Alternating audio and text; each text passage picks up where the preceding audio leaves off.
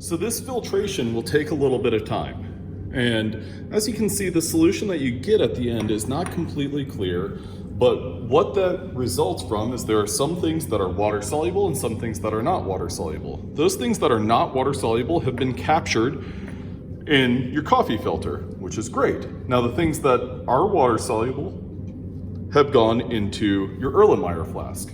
Now that Erlenmeyer flask has a solution, it has water, it has dissolved ions, it has some things that were not water soluble.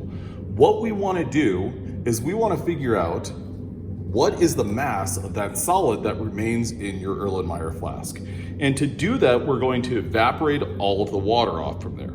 So this is something that requires a new piece of equipment, and that is your hot plate.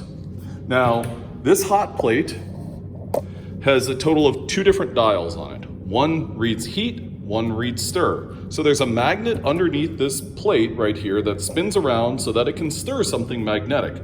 We're not working with anything magnetic for this procedure, but instead we are working with something that is heated. So what we're going to do is we're going to take this heat dial, and whenever you turn it initially, there's going to be a little bit of a click.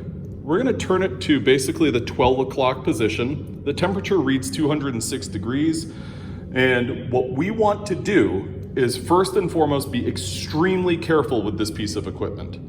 And what we are going to do is we're going to take the solution in our Erlenmeyer flask and put it on here.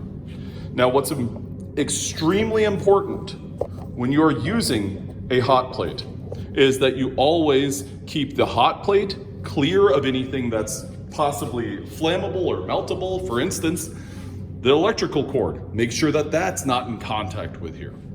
Slowly but surely, the solution in here is going to begin to evaporate.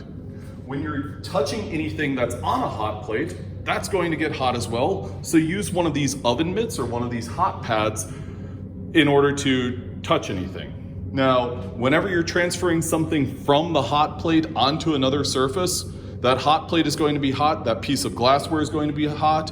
What you want to do is find something that you can put that heated glass onto.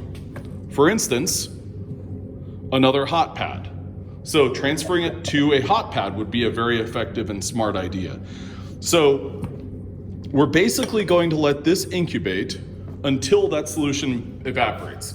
It will take a little bit of time, but that's all right. You're working in pairs, so one person should keep an eye on this while another person continues and proceeds with the remainder of the procedure.